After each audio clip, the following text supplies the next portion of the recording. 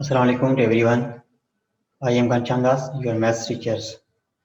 We will learn about fraction today. Our lecture on fractions. What is fraction and what is fractions? Fraction क्या हुआ? सिंधी में के fraction के छाचे हुआ. M जा types हैं fraction जा. Fraction किथे पान यूज़ कंदा आहियूं. यहाँ जो वर्क उनमें कम छा हुंदो आहे fraction जो. फ्रैक्शन कीअं किथे पाण इस्तेमालु कंदा आहियूं. ठीकु आहे.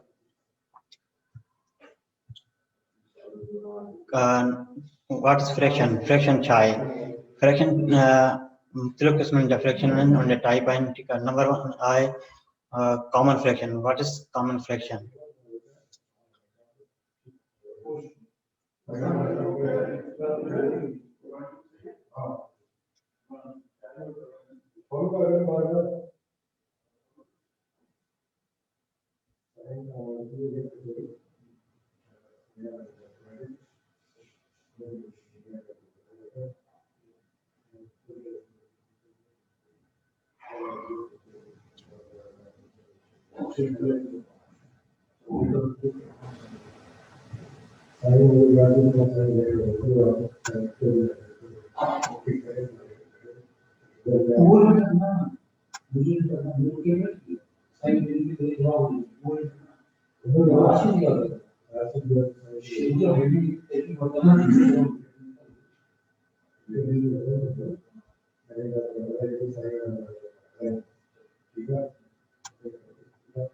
What is fraction?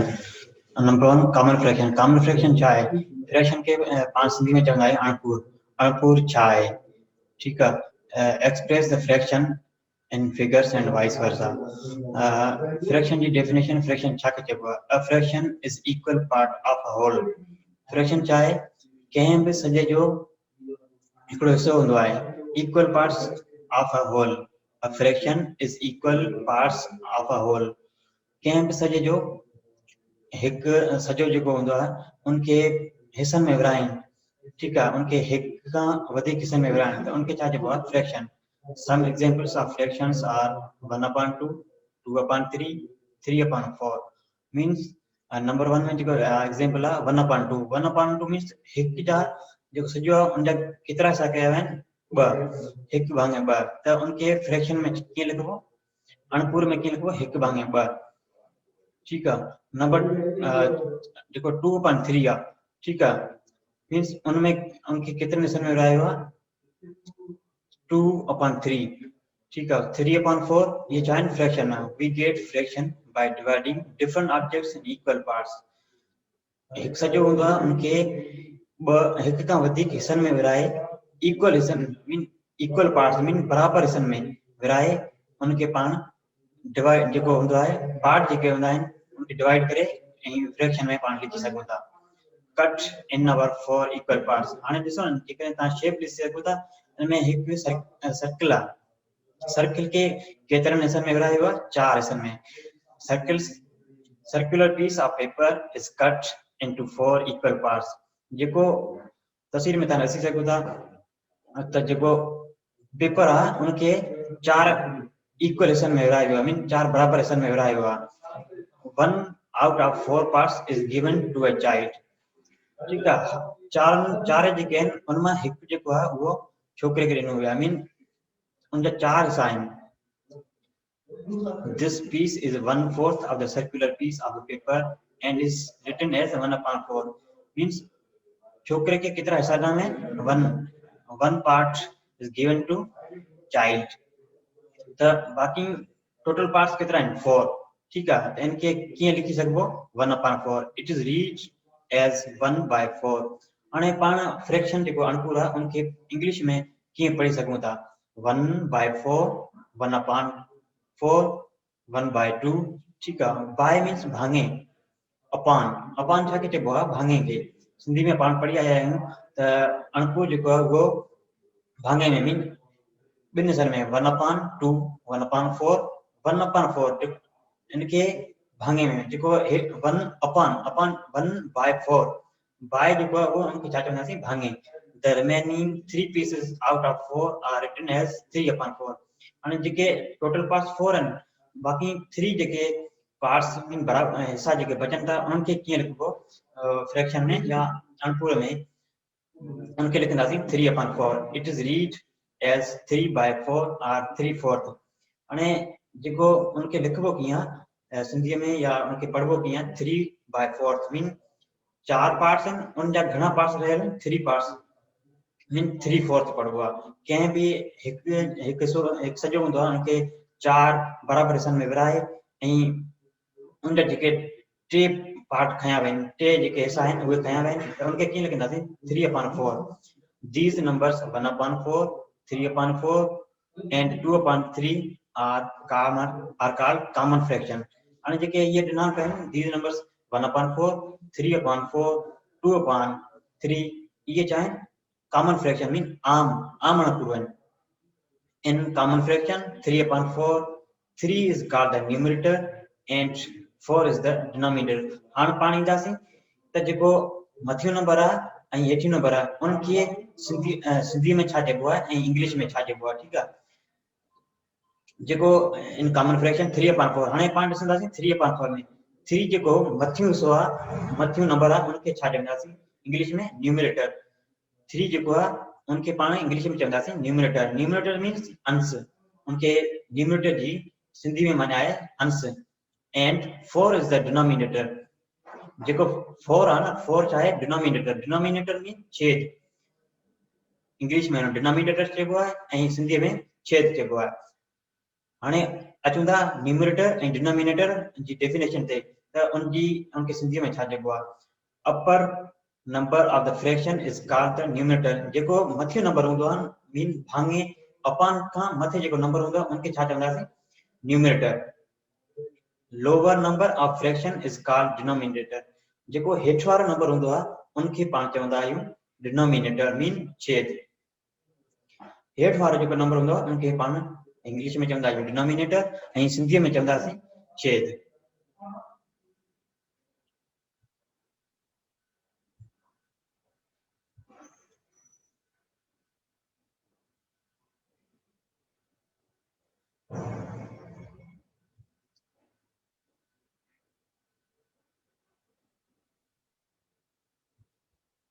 हाणे एग्जांपल नंबर 1 आहे, ॾिसो 1 में छा चए n 2/9.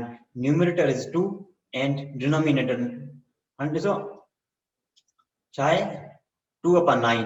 2/9 हाणे 2 छा आहे ऐं 9 छा आहे। हाणे ॾिसो न्यूमरेटर इज 2, जेको मथियो नंबर आहे उनखे पाण छा चवंदा आहियूं न्यूमरेटर. न्यूमरेटर मीन्स अंश, अंश छा आहे 2 ऐं डिनोमिनेटर इज 9. 9 जेको आहे उहो छा आहे डिनोमिनेटर. जेको 9 हेठियों वारो नंबर आहे उहो आहे छेद.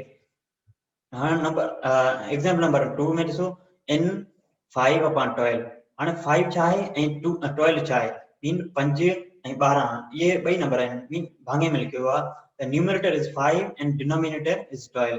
मथियो नंबर आहे उनखे पाण छा चवंदासीं न्यूमरेटर अंश ऐं हेठियों नंबर आहे उनखे चवंदा आहियूं डिनोमिनेटर छेद. हाणे 5 ॾिसो 5 छा आहे numerator and denominator is 12. and 12 छा आहे 12 denominator मीन छेद, जेको पाण डिनोमिनेटर के सिंधी में चवंदा आहियूं छेद. 12 is denominator.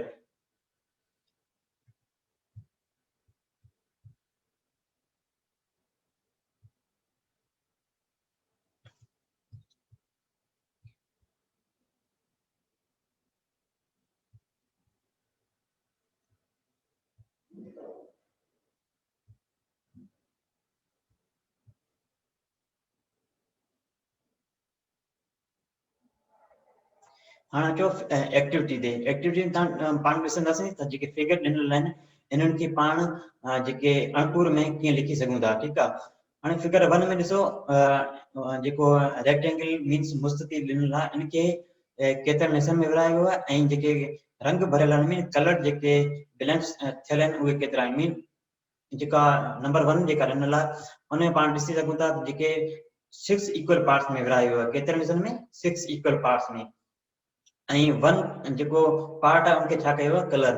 हाणे जेको कलर कयो आहे उन पार्ट खे पाण अंश चवंदासीं मीन न्यूमरेटर ऐं जेको total parts mean can be shape जा टोटल पार्ट्स मीन केतिरा आहिनि 6 छा आहे इहो डिनोमिनेटर छेद हाणे इनके कीअं लिखंदासीं कलर्ड पार्ट रिप्रेजेंट्स जेको कलर जेको रिप्रेजेंट करे वो 1 पार्ट आहे ऐं टोटल पार्ट्स केतिरा आहिनि 6 त पाण इन शेप खे इंग्लिश में कीअं पढ़ंदासीं 1/6 मीन छहों ठीकु आहे छहों कंहिं बि सॼो 6 कंहिं बि सॼे जा 6 हिसा ऐं उहो हिकु कलर थियल आहे नंबर जेका 2 नंबर जेका शेप आहे उनमें पाण ॾिसी सघूं था टोटल जेके पार्ट्स आहिनि उहे 5 आहिनि ऐं कलर जेके थियल आहिनि मीन रंग भरियल आहिनि 3 त 3 मीन उहे थींदा न्यूमरेटर ऐं 5 जेको टोटल पार्ट्स आहिनि उहे डिनोमिनेटर 3/5 हाणे अचो हेठि थर्ड वन ते थर्ड छा आहे टोटल जेके पार्ट्स आहिनि उहे घणा आहिनि 9 टोटल पार्ट्स आहिनि 9 ऐं जेके कलर थियल आहिनि उहे केतिरा आहिनि 4 त पाण इनखे कीअं लिखंदासीं 4/9 हाणे इनखे कीअं पढ़ंदासीं 4/9 पढ़ंदासीं 4/9 हाणे जेके 3 नंबर जेका शेप आहे हिन में टोटल जेके आहिनि उहे आहिनि पार्ट्स 9 के ऐं कलर जेके थियल आहिनि उहे 4 आहिनि त इनखे पाण लिखंदासीं कीअं फ्रैक्शन में मीन अणपुर में कीअं लिखंदासीं 4/5 ऐं इनखे पढ़बो कीअं इंग्लिश में 4/9 छा पढ़बो 4/9 हाणे अचो हेठि एक्टिविटी 2 में चए थो show the fraction by colouring the following figures हाणे ठीकु आहे जेके कलर ॾिनल आहिनि कलर्स जेके ॾिनल आहिनि मीन जेके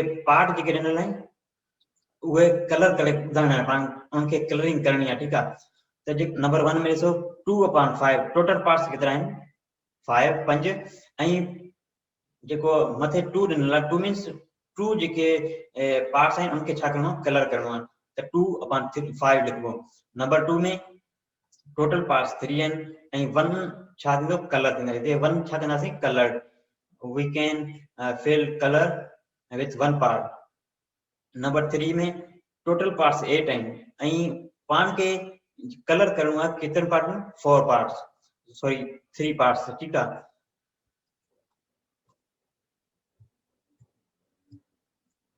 Activity express the fraction of color parts of the given figures numerically हाणे जेके हेठि शेप्स ॾिनल आहिनि इनखे पाण खे जेके फ्रैक्शन शेप्स ॾिनल आहिनि शिकलूं उन्हनि जा फ्रैक्शन ॿुधाइणा आहिनि त केतिरा पार्ट्स टोटल पार्ट्स आहिनि ऐं जेके कलर थियल आहिनि उहे केतिरा पार्ट आहिनि मीन उन्हनि खे अणपुर में लिखबो कीअं हाणे नंबर 1 में जेको तव्हां ॾिसो था त चोस आहे उन जा पार्ट्स केतिरा कया विया आहिनि 4 टोटल पार्ट्स आहिनि 4 ऐं जेके कलर पार्ट आहिनि कलर थियल आहिनि उहे केतिरा आहिनि 1 त कीअं लिखंदासीं 1/4 टोटल पार्ट्स जेको उहो डिनोमिनेटर थींदो ऐं जेके कलर्ड जेके पार्ट्स आहिनि उहे थींदा न्यूमरेटर मीन अंश जेके कलर हूंदा आहिनि उहो लिखंदासीं अंश में ऐं जेके ऐं टोटल जेके पार्ट मीन हूंदा उहे लिखंदासीं डिनोमिनेटर छेद में 1 जेको आहे उहो थींदो 1/4 हाणे नंबर 3 में तव्हां ॾिसो घणा पार्ट्स जेके आहिनि उहे कलर थियल आहिनि ऐं टोटल पार्ट्स केतिरा आहिनि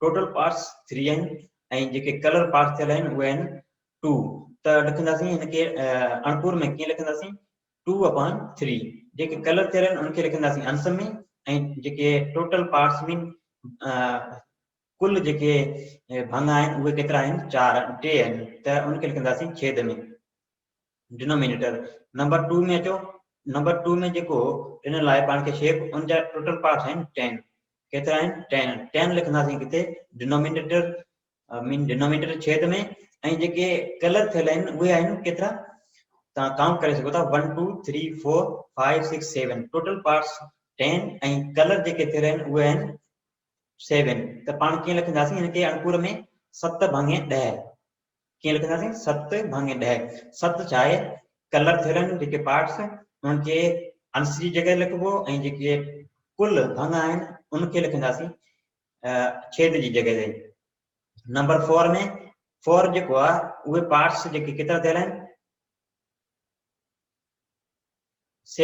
7 पार्ट्स में जेको थियल आहे डिवाइड थियल आहे त ऐं जेके कलर थियल आहिनि उहे आहिनि 3 कलर थियल आहिनि ऐं टोटल पार्ट्स जेके आहिनि उहे 7 आहिनि। त हिनखे पाण फ्रैक्शन में या फ्रैक्शन ऐं भाङे में कीअं अणपूर में कीअं लिखी सघूं था। त जेके कलर थियल आहिनि उहे 3 आहिनि ऐं टोटल जेके आहिनि उहे 7 आहिनि। त लिखंदासीं 3/7। छा लिखंदासीं? 3/7। ईअं नंबर 5 ऐं 6 इहा तव्हांखे करणी आहे। त तव्हां इहो सम्झायो जेके मूं मथे सम्झायो आहे इहो तव्हां सम्झी सघायो या न। नंबर बी में ॾिसो, colour the following figures to express given fraction. हाणे जेके हेठि फिगर ॾिनियूं पियूं आहिनि पाण हिनखे फ्रैक्शन मिलियल आहे, मीन अणपूर मिलियल आहे 3/4 3/4। त जेके आंसर में मिलियल आहे 3 छा करिणो आहे? कलर करिणो आहे। टोटल पार्ट्स केतिरा आहिनि? 4। हाणे नंबर 1 में जेको शेप आहे उहे 4 आहिनि, 4 पार्ट्स आहिनि। कंहिं बि शेप जा 4 पार्ट्स आहिनि। त पाण खे केतिरनि खे कलर करिणो आहे ऐं केतिरनि खे ख़ाली छॾिणो आहे। त जेको अंश मिलियल आहे न, अंश केतिरो मिलियल आहे? 3 खे पाण छा करणु 3 खे पाण छा कंदासीं? कलर कंदासीं। जेके 3 पार्ट्स आहिनि उन्हनि खे कलर कंदासीं ऐं 1 ख़ाली छॾे ॾींदासीं। टोटल पार्ट्स 4 आहिनि।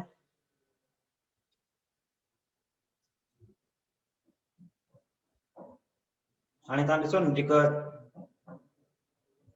3/4 आहे। 3/4 मीन 3 जेको आहे उहो न्यूमरेटर आहे ऐं 4 जेको आहे डिनोमिनेटर आहे। त 3 जेके बिलांक आहिनि उनखे पाण कंदासीं कलर ऐं 1 जेको उहो ख़ाली छॾींदासीं। हाणे ॾिसी सघो था नंबर 2 में, नंबर 2 में छा आहे? 5/8। 5 जेके मिलियल आहिनि पाण खे टोटल आहिनि 8 खे 5 जेके आहिनि उनखे कलर करिणो आहे। केतिरनि खे? 5 खे। त 4 जेके मथियनि वारा आहिनि इन्हनि खे पहिरीं कलर कयो, पोइ अचो 1 जेको आहे हेठि इन ते कलर कयो ऐं जेको 3 हूंदो न 3 छा कंदासीं? उहे ख़ाली छॾे ॾींदासीं। छो जो पाण खे ॿुधाए थो त कलर केतिरा करणा आहिनि ऐं टोटल केतिरा हिसा आहिनि। त कलर पाण खे 5 करणा आहिनि ऐं टोटल हिसा आहिनि हिन जा 8। ईअं नंबर 3 ते 3 छा आहे? 1/4 मीन एक सर्कुलर आहे, गोल आहे। गोल में केतिरा हिसा कया विया आहिनि? उन जा 4 हिसा कया विया आहिनि। बराबरि हिसनि में विरायो आहे गोल खे। त ऐं ॿुधाए थो त 1/4 मीन 1 पार्ट जेको सर्किल जो आहे न उनखे छा करिणो आहे? पाण खे कलर करिणो आहे। ठीकु आहे। 1 पार्ट छा करिणो आहे? कलर। नंबर 4 में छा आहे? 6/7।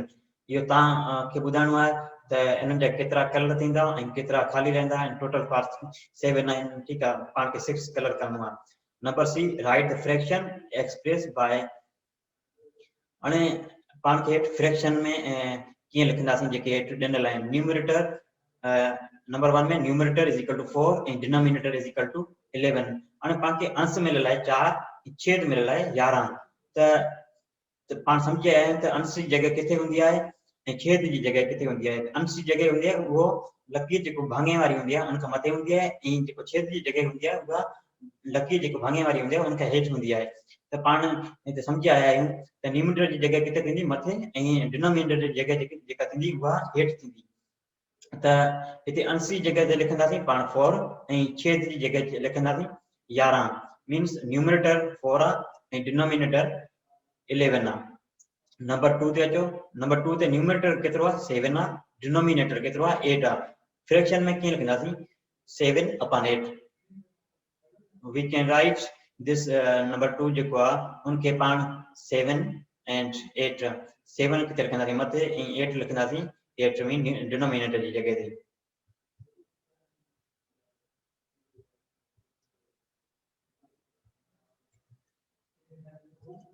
अचो हेठि जेको मिलियल आहे स्लाइड। हाणे हिते पाण खे कंपेरिजन करणी आहे। मीन्स जेके फ्रैक्शन हूंदा उनखे केतिरनि हिसनि में विरायो वियो आहे ऐं उनजा केतिरा पार्ट कया विया आहिनि, केतिरनि पार्टनि खे कलर कयो वियो आहे। नंबर 1 एग्जांपल में ॾिसो तव्हां, observe the colour part in following 3 figures. हाणे तव्हां जेके पाण खे मिलियल आहिनि 3 फिगर्स मिलियल आहिनि उहे छा आहिनि? सर्कुलर में आहिनि, मीन गोल आहिनि। त पहिरीं में तव्हां जेका शिकिल आहे उनखे तव्हां ॾिसो त उनखे केतिरनि हिसनि में विरायो वियो आहे? उनखे 2 हिसनि में विरायो। केतिरनि हिसनि में? 2। मीन 1 खे जेको वो कलर कयो वियो आहे ऐं जेको 2 आहे हाणे ॾिसो हिनखे छा कयो आहे? कलर। हिक खे कलर कयो ऐं हिकु ख़ाली छॾियो आहे। मीन हिनखे पाण कीअं लिखंदासीं? भाङे में अणपूर में कीअं लिखंदासीं? 1/2 1/2। नंबर 2 जेका आहे उहा जेका शिकिल मिलियल आहे उनखे 4 कंप्लीट हिसनि में विरायो वियो आहे, मीन इक्वल हिसनि में। त उहे ॿ जेके आहिनि उहे कलर थियल आहिनि, ॿ ख़ाली छॾियल आहिनि, मीन टोटल पार्ट्स जेके आहिनि 4 आहिनि ऐं कलर जेके थियल आहिनि उहे 2 आहिनि, त इनखे पाण लिखंदासीं 2/4। हाणे नंबर 3 जेको आहे उहो बि सर्किल आहे, उनखे टोटल 6 पार्ट्स में डिवाइड कयो वियो आहे, ऐं जेके टोटल 6 पार्ट्स आहिनि ऐं उनखे 3 पार्ट्स जेके आहिनि उनखे कलर कयो वियो आहे, 3 पार्ट्स खे कलर कयो वियो आहे। हाणे पाण इनखे जेको भाङे या अणपुर में कीअं लिखंदासीं 3/6। 3 मीन्स जेके आहिनि उहे कलर कयल आहिनि, 3 ख़ाली छॾियल आहिनि, त डिनोमिनेटर जेके छा लिखंदासीं, जेके टोटल पार्ट्स हूंदा उन्हनि खे पाण लिखंदासीं डिनोमिनेटर जी जॻह ते, त थींदो 3/6। हाणे इहे जेके आहिनि इहे शेप्स जेके आहिनि इहे सभई छा था ज़ाहिर कनि, त इहे मीन जेके अणपुर आहिनि इहे सभु बराबरि आहिनि हिक ॿिए जे बराबरि कीअं आहिनि। हाणे जेकॾहिं 2/3 आहे, छा आहे 2/4 आहे, 2/4 खे जेकॾहिं पाण सॉल्व कंदासीं त छा थींदो, 2 जो टेबल लॻाईंदासीं, 2 1 जा 2 मीन 1 इज़ इक्वल टू 1/2 थी वेंदो, मीन 1/2 जेको पहिरियों आहे उन जे बराबरि थी वेंदो। हाणे 3/6 आहे, इनखे जेकॾहिं सॉल्व कंदासीं त छा थींदो, 3/6 जेको आहे इनखे सॉल्व कंदासीं त थींदो 1/2 मीन 3 जो टेबल 3 में 1 टाइम, 6 में 2 टाइम, त पाण इहे चई सघूं था त जेको मथे जेके फिगर्स मिलियल आहिनि इहे जा फ्रैक्शन में बराबरि आहिनि।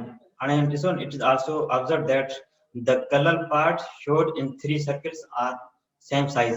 हाणे जेके कलर थियल आहिनि उहे टिनी शेप्स में छा आहिनि, बराबरि आहिनि। सो 1/2 रिप्रेजेंट्स छा आहे, 1/2 represents same part of half circle. हाणे 1/2 जेको आहे उहो सर्कल खे, अध सर्कल खे जेको रिप्रेजेंट करे थो। 2/4 जेको आहे उहो बि अध सर्कल खे रिप्रेजेंट करे थो, ऐं 3/6 बि आहे उहो बि छा आहे, अध सर्कल खे रिप्रेजेंट करे थो। Mathematically we write it as 1/2 is equal to 2/4 is equal to 3/4। इहो पाण ईअं चई सघूं था त जेके टई शेप्स मिलियल आहिनि, जेके शिकलूं टई मिलियल आहिनि उहे हिक ॿिए जे बराबरि आहिनि। बराबरि मीन जेके उहे फ्रैक्शन मिलियल आहिनि उहे बराबरि आहिनि हिक ॿिए जे। कीअं, 1/2 is equal to 2/4 is equal to 3/6। मां तव्हांखे ॿुधायो आहे त जेको 2/4 आहे इनखे सॉल्व कंदासीं त 1/2 थींदो, ऐं 3/6 खे जेकॾहिं हिन में 3 जो टेबल लॻायूं, 3 में 3 जो 1 टाइम ऐं 6 में 2 टाइम, त इहो थी वेंदो 1/2। त पाण चई सघूं था जेके मथे शेप्स मिलियल आहिनि इहे बराबरि आहिनि हिक ॿिए जे। 1/2, 2/4, 3/6 आर इक्विवेलेंट फ्रैक्शन। इक्विवेलेंट ऐं इक्वल में फ़र्क़ु कहिड़ो आहे, इक्विवेलेंट मीन पाण चई सघूं था बराबरि आहिनि, पर उहो इक्वल हूंदा आहिनि, उहो छा आहे, उहो श्योरिटी वधीक हूंदी आहे हुन में। इक्वल में इक्विवेलेंट मीन बराबरि आहे। Right 3 equivalent fraction for a given fraction. हाणे जेको हेठि ॾिनल आहे पाण उनखे फ्रैक्शन में बराबरि फ्रैक्शन में जेके लिखंदासीं इक्विवेलेंट फ्रैक्शन में, we write 3 fraction for given is 1/3। हाणे पहिरीं शिकल में तव्हां ॾिसो छा आहे, 1/3 1/3। नंबर 2 में 2/6, इनखे जेकॾहिं सॉल्व कंदासीं छा थींदो, 2 जो टेबल लॻाईंदासीं, 2 में 1 टाइम, 6 में 3 टाइम। हाणे 3/9, 3/9 त आहे, 3 में लॻाईंदासीं 3 जो टेबल 1 टाइम, 9 में 3 टाइम। हाणे अचो 4/12 ते। 4/12 छा आहे, 4 ते जेकॾहिं लॻाईंदासीं 4 जो टेबल 1 टाइम ऐं 12 ते 3 टाइम, त पाण चई सघूं था त जेके इहे शेप्स एग्जाम्पल नंबर 1 में मिलियल आहिनि इहे छा आहिनि, बराबरि आहिनि हिक ॿिए जे। जेके इहे अणपुर मिलियल आहिनि इहे छा आहिनि, हिक ॿिए जे बराबरि आहिनि।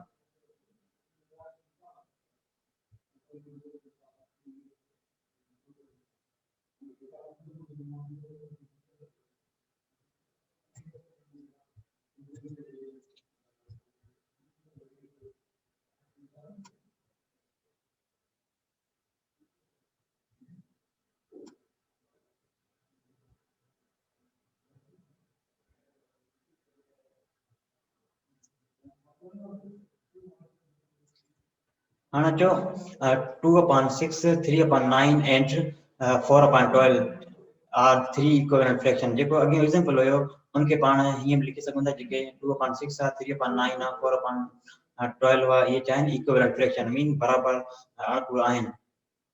हाणे this expression shows that if we multiply the numerator and denominator of a fraction by the same number other than 0 we get an equivalent fraction।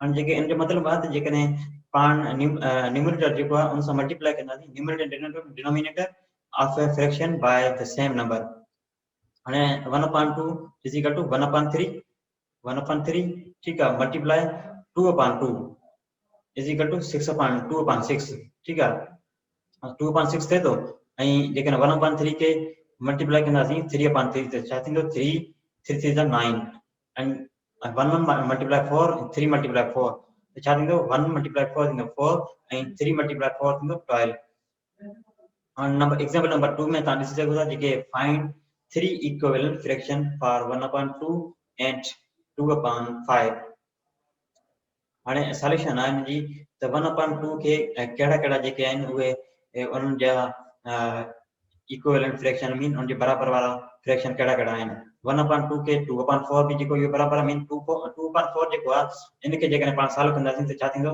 1/3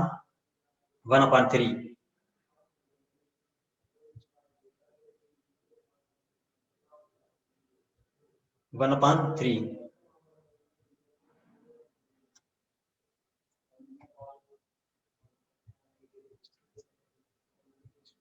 sorry 2/4 के जेकॾहिं कंदासीं सॉल्व त 2 जो टेबल लॻाईंदासीं 2 में 1 टाइम ऐं 4 में 2 टाइम त इहो पाण लिखी सघंदासीं 1/2 ऐं 3/6 के भी जेकॾहिं सॉल्व कंदासीं त 3 जो टेबल लॻाईंदासीं 3 में 1 टाइम ऐं 6 में 2 टाइम त इहो भी थी वेंदो 1/2 4/8 4 जो टेबल लॻाईंदासीं 4 में 1 टाइम 8 में 2 टाइम त इहो थिए थो 1/2 त पाण चई सघूं था जेके मथे मिलियल आहिनि 1/2 2/4 3/6 and 4/8 इहे छा आहिनि बराबर अनुकूल आहिनि and 2/5 is equal to 4/10 is equal to 6/15 is equal to 8/20 અને 2/5 4/10 6/15 ऐं 8/20 इहे छा आहिनि बराबर आहिनि जेकॾहिं तव्हां ॾिसो 2/5 4/10 कीअं 2/5 थिए थो त जेको 4/10 इनखे 2 जो टेबल आणो 4 में 2 टाइम ऐं 10 में 5 time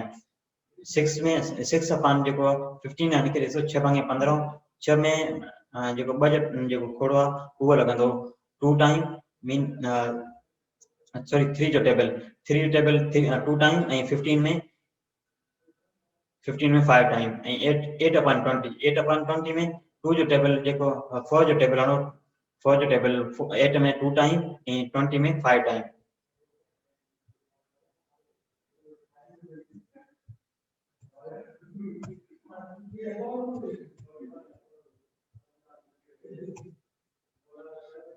An activity identify and write the figures which show equivalent fraction. हाणे पाण खे जेको हिते ॾिसणो आहे ॿुधाइणो आहे त छा इहे इक्विवेलेंट फ्रैक्शन आहिनि या न आहिनि हाणे ॾिसो तव्हां पहिरीं में ॾिसो जेके टोटल पार्ट्स केतिरा आहिनि 4 ऐं कलर जेके थियल आहिनि उहे 3 सॉरी 2 थियल आहिनि त इनखे लिखंदासीं 1/2/4 2/4 ऐं जेको नंबर 2 आहे इन में ॾिसंदासीं सॉरी 1 आहे इन में ॾिसो जेको सेकंड नंबर जेको फिगर आहे इन में ॾिसो घणा टोटल पार्ट आहिनि 3 टोटल पार्ट 3 आहिनि ऐं कलर जेके थियल आहिनि उनखे हिकु हिकु थियल आहे त इनखे पाण लिखंदासीं 1/3 ऐं नेक्स्ट जेका फिगर आहे उन ते अचो उन जा टोटल पार्ट्स आहिनि 6 ऐं जेके कलर थियल आहिनि उहे आहिनि 3 त पाण इनखे कीअं लिखंदासीं 3/6 ऐं जेको हीरो आहे नेक्स्ट फिगर इनके 2 कंप्लीट इक्वल पार्ट्स में डिवाइड कयो वियो आहे त इनखे पाण चई सघूं था इहो 1/2 आहे त पाण खे ॿुधाइणो आहे जेके छा इहे जेके फ्रैक्शन मिलियल आहिनि अनुकूल मिलियल आहिनि इहे हिक ॿिए जे बराबर आहिनि या न आहिनि ठीकु आहे तव्हांखे लिखणो आहे हिते 2/4 ऐं 3/1/3 ठीकु आहे 3/6 1/2 ठीकु आहे त नंबर 1 में जेका फर्स्ट फिगर आहे ऐं लास्ट फिगर आहे इहे छा आहिनि बराबर आहिनि ऐं फर्स्ट में सेकंड ऐं थर्ड फिगर आहे जेका इहे ॿई बराबर आहिनि नंबर 2 में जेका पहिरीं फिगर मिलियल आहे इन में 2 पार्ट आहिनि ऐं उनखे हिकु हिकु कलर कयो वियो आहे त इनखे लिखंदासीं 1/2 नंबर जेका सेकंड ते फिगर ते अचो उहा आहे टोटल 4 पार्ट्स आहिनि उनखे ॿ कलर कयो आहे ऐं ॿ ईअं चढ़ियो आहे त टोटल पार्ट्स जेके आहिनि 4 आहिनि ऐं 2 के कलर में इनखे लिखंदासीं अणपुर में लिखंदासीं 2 भाङे 4 ॿ भाङे 4 ऐं 1 भाङे 2 हाणे 2 भाङे 4 खे जेके सॉल्व कंदासीं त इहे 1 भाङे 2 थी वेंदा मीन इहे जेके आहिनि ॿई बराबर आहिनि नंबर 4 थर्ड ऐं फोर्थ जेके आहिनि ये बराबर ना आहिनि छो जो हिनखे कलर जेके कयल आहिनि इहे ॿ कयल आहिनि ऐं जेको फोर्थ फिगर आहे उन में जेको कलर कयल आहिनि उहे 3 आहिनि नंबर 2 जेको आहे write this equivalent fraction for the following ठीक है हाणे हिनजे जेके इक्वल आहिनि उहे पाण खे लिखणा आहिनि त इहो तव्हांजे लाइ आहे मश्क तव्हां जीअं प्रैक्टिस करे सघो ऐं तव्हांखे वधीक सम्झण में आसानी थिए ऐं तव्हां जेकॾहिं प्रैक्टिस कंदो त वधीक तव्हांजे लाइ बहितर रहंदो हाणे आहिनि टाइप्स ऑफ फ्रैक्शंस हाणे अचूं था टाइप ऑफ फ्रैक्शंस जेके अणपुर जा केतिरा क़िस्म आहिनि पाण पढ़ी आयासीं अणपुर छा आहे अणपुर किथे यूज़ थींदो आहे ऐं अणपुर जा जेके फंक्शन्स आहिनि उहे छा आहिनि हाणे टाइप्स आहिनि fraction there are 2 types of fractions number 1 proper fraction number 2 improper fractions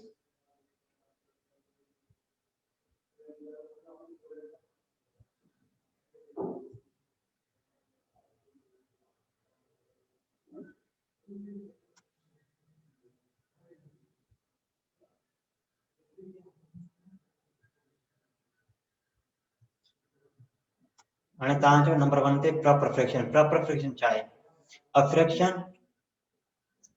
a fraction in which numerator is smaller than the denominator is called proper fraction एड़ा अणपुर जंहिंमें अंश नंढो हुजे छेद खां कंहिंखां अंश वॾो हुजे छेद के त उन खे कहिड़ो अणपुर चवंदासीं सुबतो अणपुर प्रॉपर फ्रैक्शन मीन सुबतो अणपुर प्रॉपर फ्रैक्शन जेको उनखे छा चवंदासीं सुबतो अणपुर में थींदो छा आहे त जेको अंश हूंदो आहे न उहो नंढो हूंदो आहे कंहिंखां छेद खां हाणे तव्हां जेको डेफिनेशन आहे a fraction in which numerator is smaller than the denominator is called proper fraction अहिड़ा अणपुर जंहिंमें अंश नंढो हुजे छेद खां त अहिड़नि जेके अणपुरनि खे छा चवंदासीं सुबतो अणपुर मीन प्रॉपर फ्रैक्शंस हाणे तव्हां जेको ॾिसो न जेको एग्जांपल नंबर मिलियल आहे 3/5 मीन 3 छा आहे न्यूमरेटर ऐं 5 छा आहे डिनोमिनेटर त सुबते अणपुर जी जेका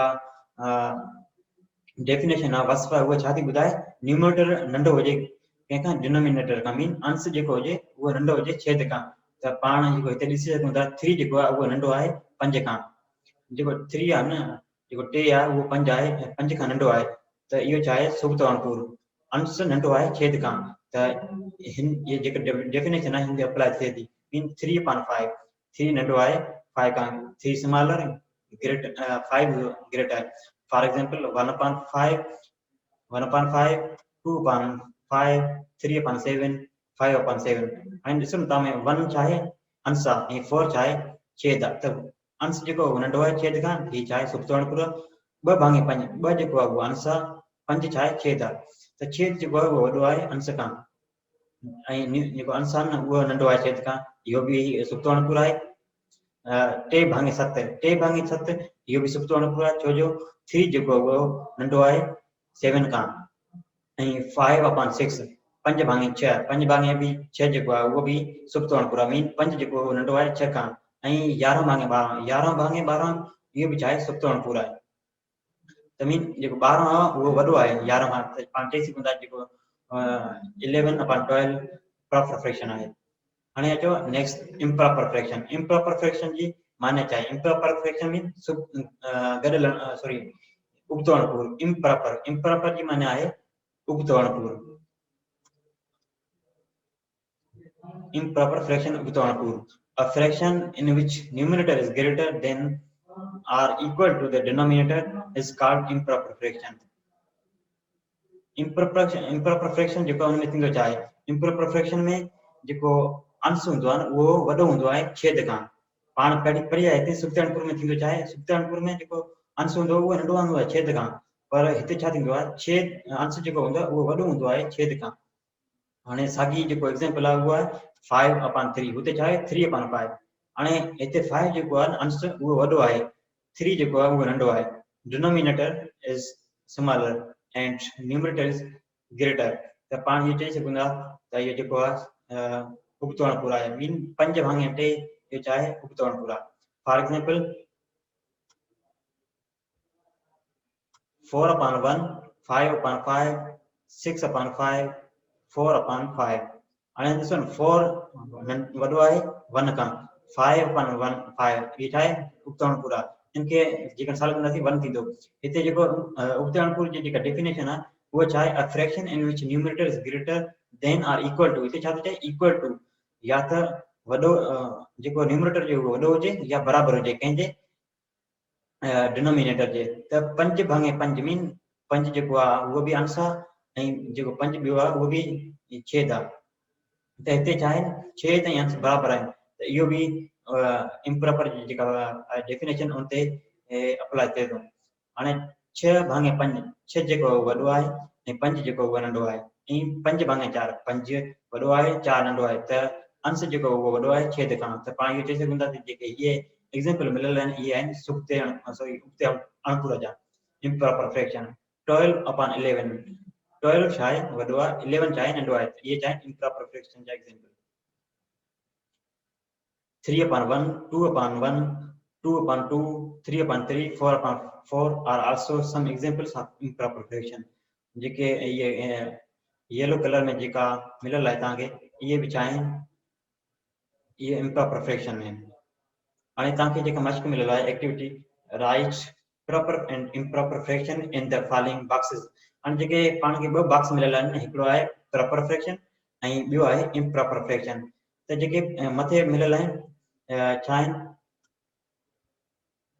फ्रैक्शन मिलियल आहिनि इनखे पाण खे अलॻि अलॻि करणा आहिनि त आया इन्हनि मां कहिड़ा सुप्ता अणुपूर आहिनि ऐं कहिड़ा उबता अणुपूर आहिनि मीन प्रॉपर फ्रैक्शन कहिड़ा आहिनि ऐं इम्प्रॉपर फ्रैक्शन कहिड़ा आहिनि 2 upon 9 2 upon 9 2 upon 9 छा आहे ॿ जेको आहे उहो नंढो आहे 9 खां त हिते चई सघूं था त जेको इहो अणुपूर आहे इहो कहिड़ो अणुपूर थींदो सुप्तो अणुपूर थींदो या उबतो अणुपूर थींदो इहो थींदो सुप्तो अणुपूर छो ॿ जेको आहे अंश जेको आहे उहो नंढो आहे छेद खां त इहो वेंदो हिन बॉक्स में जेको प्रॉपर फ्रैक्शन वारे में ऐं 4 upon 3 4 upon 3 में अंश जेको आहे उहो वॾो आहे छेद खां त इहो किथे लिखंदासीं इम्प्रॉपर फ्रैक्शन जे बॉक्स में ऐं 11 upon 7 11 upon 7 छा आहे इहो बि छा आहे इम्प्रॉपर फ्रैक्शन आहे इहो लिखंदासीं इम्प्रॉपर फ्रैक्शन जे छो जो 11 जेको आहे उहो आहे वॾो आहे कंहिंखां 7 खां 6 upon 1 6 upon 1 6 छा आहे greater than 1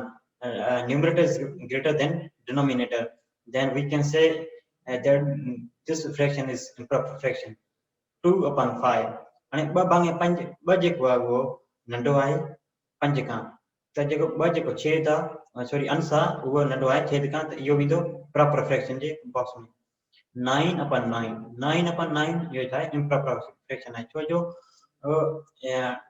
improper fraction definition बताया थी a fraction in which numerator is greater than or equal to the denominator અને वो जेको न्यूमरेटर वो वडो हुजे छेद खां या बराबर हुजे त 9 upon 9 इनमें छा आहिनि अंश ऐं छेद जेके आहिनि इहे बराबर आहिनि त इहो कहिड़े बॉक्स में वेंदो इम्प्रॉपर फ्रैक्शन में तव्हांखे इहा ॻाल्हि यादि ज़हन में रखणी आहे त जेकॾहिं ॿई जेके अंश ऐं छेद बराबर अची वञनि त उहो कहिड़ो अणुपूर थींदो उहो थींदो उबतो अणुपूर मीन इम्प्रॉपर फ्रैक्शन छो जो इम्प्रॉपर फ्रैक्शन जी डेफिनेशन ॿुधाए थी त जेको न्यूमरेटर आहे न उहो अंश जेको उहो वॾो हुजे या त उनजे बराबर हुजे 8 upon 1 8 upon 1 छा आहे इम्प्रॉपर फ्रैक्शन आहे ऐं 1 upon 3 छा आहे प्रॉपर फ्रैक्शन आहे 14 upon 13 सॉरी आहे इम्प्रॉपर फ्रैक्शन ऐं 1 upon 3 जेको आहे प्रॉपर फ्रैक्शन आहे 12 upon 15 12 upon 15 12 छा आहे नंढो आहे 15 खां इहो वेंदो प्रॉपर फ्रैक्शन ते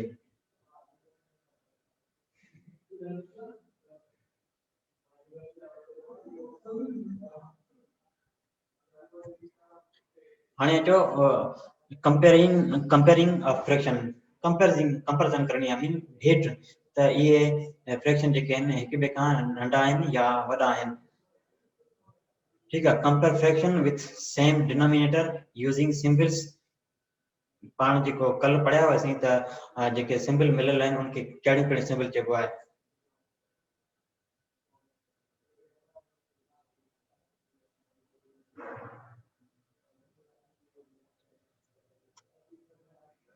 हाणे तव्हां जेको ॾिसी सघो था जेके इहे सिंबल्स आहिनि इहे छा आहिनि नंबर 1 जेका सिंबल आहे लेस देन जेका हीअ फिगर जेका मिलियल आहे इहा छा आहे लेस देन जेका ऐं नंबर सेकंड मिलियल आहे जेका फिगर इहा छा आहे ग्रेटर देन मीन वॾो आहे ऐं उहा आहे नंढो आहे ऐं जेका ॿ लकीरूं मिलियल आहिनि इहे छा आहिनि इक्वल टू मीन बराबरि आहे let's consider the colour parts of the following figures हाणे ॾिसो जेको फिगर मिलियल आहिनि पाण खे ॿ फिगर मिलियल आहिनि उन जा टोटल पार्ट केतिरा आहिनि टोटल पार्ट्स आहिनि 3 ऐं जेके ॿिन्ही में जेके थियल आहिनि उहे पहिरीं में फिगर में थियल आहिनि हिकु जेको हिसो आहे उनखे कलर कयो वियो आहे नंबर ॿी फिगर में जेको मिलियल आहे उनमें ॿ पार्ट जेके आहिनि उनखे फिगर कयो वियो आहे त पहिरीं जेको फिगर आहे उनखे पाण फ्रैक्शन में कीअं लिखंदासीं अणकुर में 1/2 ऐं ॿी जेका शिकिल आहे उनखे पाण अणकुर में कीअं लिखंदासीं 2/3 मीन जेके 2 पार्ट्स आहिनि उहे कलर थियल आहिनि ऐं 3 टोटल पार्ट्स आहिनि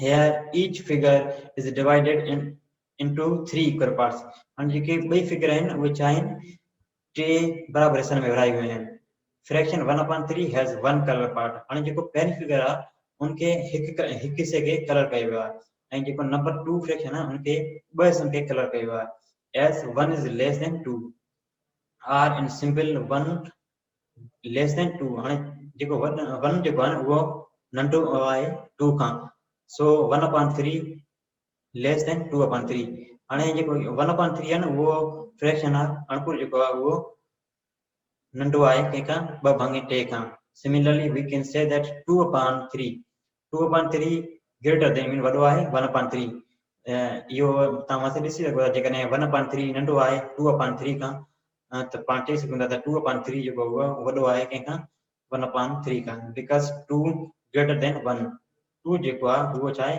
ग्रेटर आहे 1 खां and both fraction have same denominator पर हाणे जेको हिते अंश छेद मिलियल आहे उहो ॿिन्हिनि जो बराबरि आहे छो जो हुनजो बि टे पार्ट्स आहिनि हुनजा बि टे पार्ट्स आहिनि त डिनोमिनेटर जेको आहे उहो 3 आहे हाणे नेक्स्ट फिगर ते चयो सर्किल आहे सर्किल में टोटल पार्ट्स आहिनि 4 टोटल पार्ट्स केतिरा आहिनि 4 ऐं पहिरीं जेका फिगर आहे उनखे बि 3 पार्ट्स में जेको कलर कयो वियो आहे ऐं सेकंड फिगर आहे उनखे बि 3 पार्ट में कलर कयो वियो आहे ऐं 1 ईअं छॾियो वियो आहे त टोटल पार्ट्स 4 आहिनि डिनोमिनेटर जेको छेद आहे उहो 4 आहे ऐं जेको अंश जेको ॿिन्हिनि जो आहे उहो छा आहे 3 आहे here each figure is divided into 4 equal parts जेको 4 मुकमल हिस्सनि में इक्वल बराबर हिस्सनि में विरायो वियो आहे both fraction have 3 colored part out of 4 हाणे 4 हिस्सनि जेको विरायो वियो आहे ऐं टे हिस्सनि खे छा कयो कलर कयो वियो आहे as 3 is equal to 3 हाणे ॿिन्ही जो जेको कलर थियल आहे न उहे केतिरा टे आहिनि बराबर आहिनि ॿिन्ही जा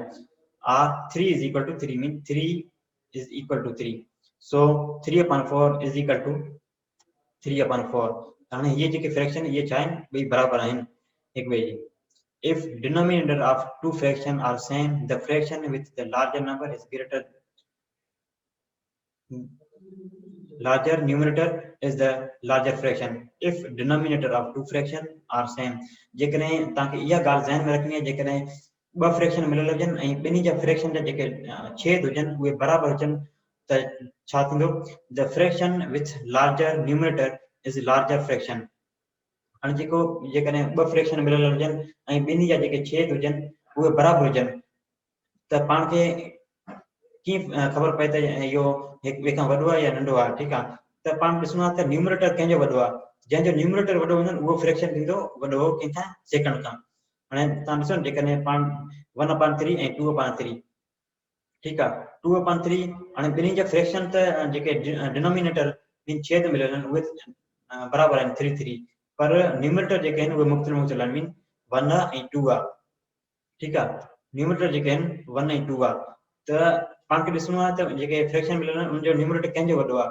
2/3 मीन 2 जो जेको आहे सेकंड फिगर जो उनजो वॾो आहे त जेको 2/3 आहे उहो ग्रेटर आहे इहा ॻाल्हि तव्हांखे ज़हन में रखणु घुरिजे त जेकॾहिं ॿ जेके फ्रैक्शन अची वञनि गॾु त पाण खे ॿुधाइणो पवे त इन्हनि मां कहिड़ो वॾो आहे ऐं कहिड़ो नंढो आहे ठीकु आहे त denominator of two fraction are same then a fraction with larger numerator is the larger fraction जंहिंजो अंश जेको न्यूमरेटर वॾो हूंदो उहो फ्रैक्शन छा थींदो वॾो फ्रैक्शन मीन उहो वॾो पूरो थींदो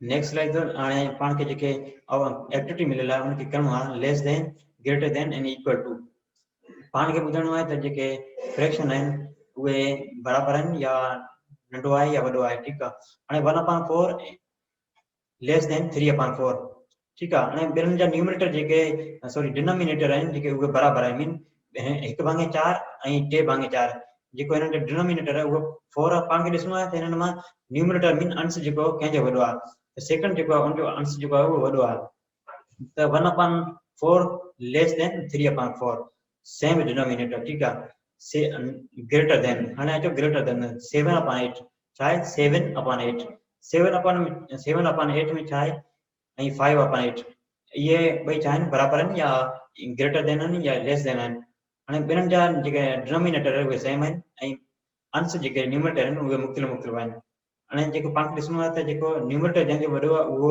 जेको फ्रैक्शन आहे वॾो हूंदो 7 जेको आहे उहो वॾो आहे 5 खां त पाण चई सघूं था 7/8 ग्रेटर देन 5/8 सेम डिनोमिनेटर्स आहिनि ठीकु आहे अचो सेकंड इक्वल जेको पार्ट आहे उन ते 2/9 एंड 2/9 त 9 जेके आहिनि डिनोमिनेटर त सेम आहे पर हाणे हिते ॾिसंदासीं न्यूमरेटर कंहिंजो वॾो आहे न्यूमरेटर बि ॿिन्हिनि जो छा आहे सेम आहे त पाण चई सघूं था त ॿई फ्रैक्शन छा आहिनि पाण में बराबरि आहिनि एक्टिविटी जेका सरगर्मी आहे इहा आहे टिक right for correct and cross for incorrect number 1 में 2/5 एंड 3/5 2/5 लेस देन 3/5 छा 2/5 जेको उहो नंढो आहे 3/5 खां सही आहे छो जो इन्हनि जो डिनोमिनेटर उहो सेम आहे ठीकु आहे पर न्यूमरेटर मुख़्तलिफ़ मुख़्तलिफ़ आहिनि पहिरीं जो आहे 2 ऐं सेकंड जो आहे 3 त जंहिंजो 3 मीन न्यूमरेटर वॾो हूंदो उहो थींदो वॾो फ्रैक्शन त हिते जेको इक्वल जी जेके निशानी आहिनि उहे सही यूज़ थियल आहे ठीकु आहे ऐं नंबर 2 में 1/8 ग्रेटर देन 3/8 हाणे हीअ जेका आहे न सेकंड ते इहा ग़लति आहे छो जो 1/8 हिननि जा डिनोमिनेटर जेके आहिनि इहे सेम आहिनि पर न्यूमरेटर मुख़्तलिफ़ आहिनि मीन 1 ऐं 3 आहे त पाण खे सम्झी आया आहियूं त जंहिंजो न्यूमरेटर वॾो हूंदो उहो फ्रैक्शन छा थींदो वॾो थींदो त हाणे हिते जेका निशानी ॾिनल आहे उहो ग्रेटर मीन 1/8 जेको आहे उहो वॾो आहे 2/8 खां त इहो ग़लति आहे छो जो 2/8 वॾो आहे कंहिंखां 1/8 खां 7/13 इज़ इक्वल टू 7/13 छो जो ॿिन्ही जा न्यूमरेटर ऐं डिनोमिनेटर छा आहिनि बराबरि आहिनि त अहिड़े फ्रैक्शन खे छा चवंदासीं बराबरि फ्रैक्शन में बराबरि अनुकूल आहिनि exercise 28 encircle proper fraction in the following हाणे पाण खे प्रॉपर फ्रैक्शन जेके आहिनि उन्हनि ते सर्किल पाइणो आहे ठीकु आहे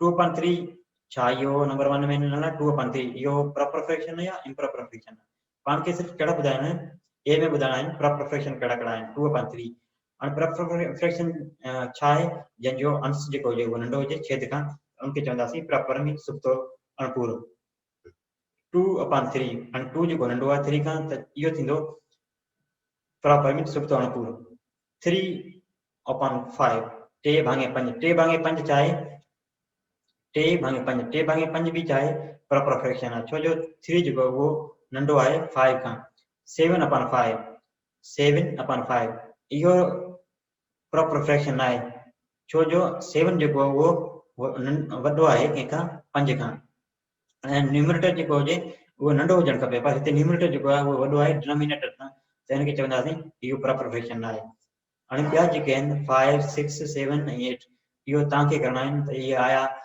improper fraction या proper fraction नंबर बी में fill the boxes by using symbols less than greater than or equal to हाणे पाण खे ॿुधाइणो आहे त इहे जेके आहिनि इहे बराबरि आहिनि या नंढो आहे या वॾो आहे ठीकु आहे 1/6 नंबर 1 में जेको 1/6 3/6 जेके बॉक्स मिलियल आहिनि इनखे छा सां फिल करणो आहे जेके निशानी मिलियल आहिनि कहिड़ियूं नंढे आहे नंढो आहे वॾो आहे या बराबरि आहे लेस देन ग्रेटर देन और इक्वल टू हाणे 1/6 3/6 हाणे ॾिसो न 6 जेको आहे ॿिन्ही जो डिनोमिनेटर सेम आहे पर हाणे ॾिसणो आहे त जंहिंजो न्यूमरेटर वॾो हूंदो उहो छा थींदो वॾो थींदो फ्रैक्शन वॾो अणपूर हूंदो आहे त 1/6 ऐं 3/6 त जेको 3/6 आहे उहो वॾो आहे त हाणे हिते जेका साइन यूज़ थींदी उहा थींदी लेस देन छो जो 1/6 लेस देन 3/6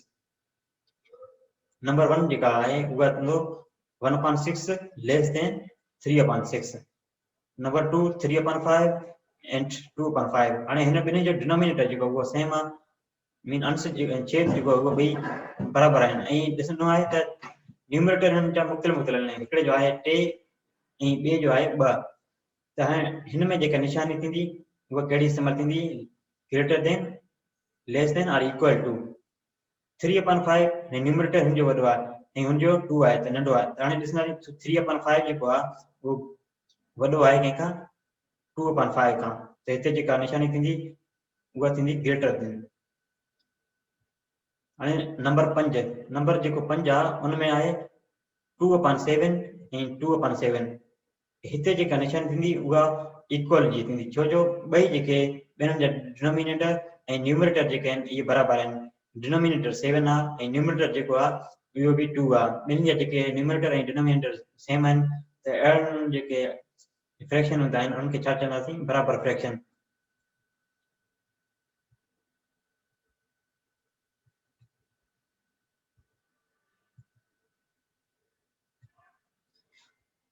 हाणे add of fractions with same denominator हाणे पाण सम्झंदासीं जेके डिनोमिनेटर फ्रैक्शन आहिनि उनखे कीअं एड करे सघूं या सब्ट्रैक्ट करे सघूं कीअं उन्हनि जो जोड़ कीअं कंदासीं ऐं कट जेको आहे उहो कीअं कंदासीं सब्ट्रैक्शंस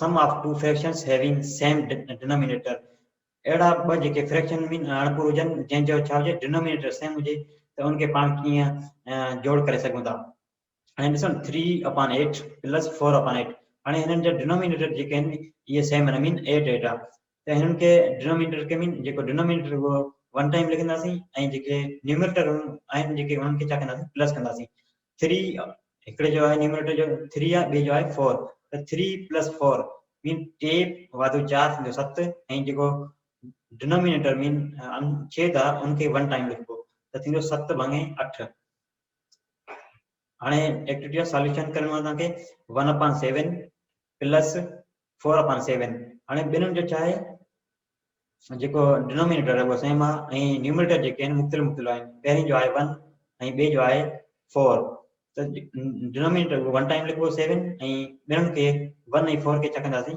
एड कंदासीं त 1 + 4 = थींदो 5/7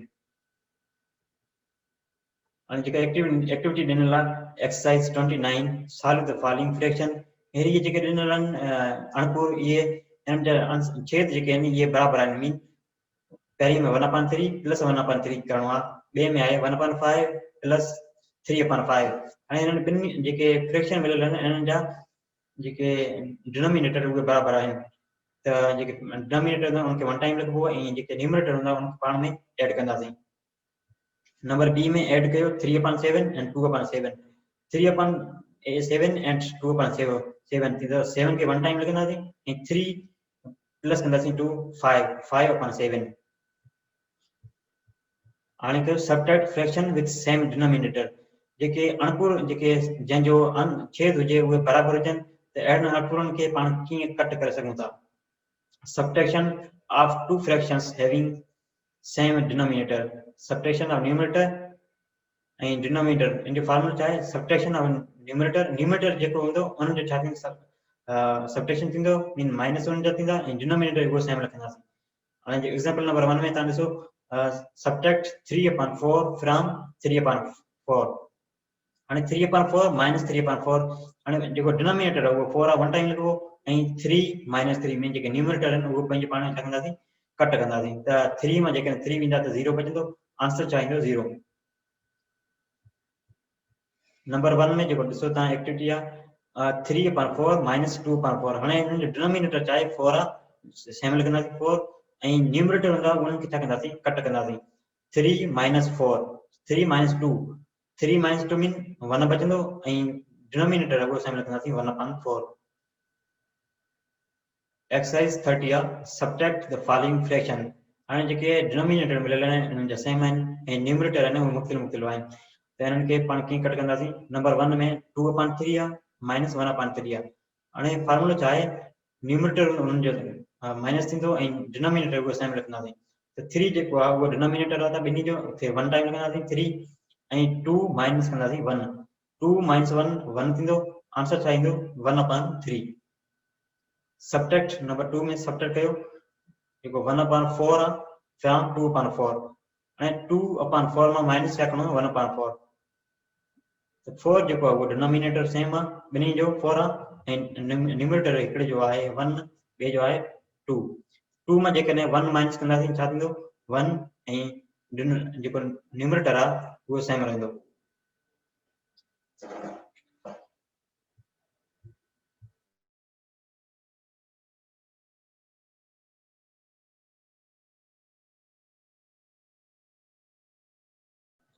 उम्मीद आहे त तव्हांखे जेको इहो लेक्चर आहे उहो बहितरी लाइ तव्हां फ़ाइदेमंद रहंदो। सो अल्लाह हाफ़िज़।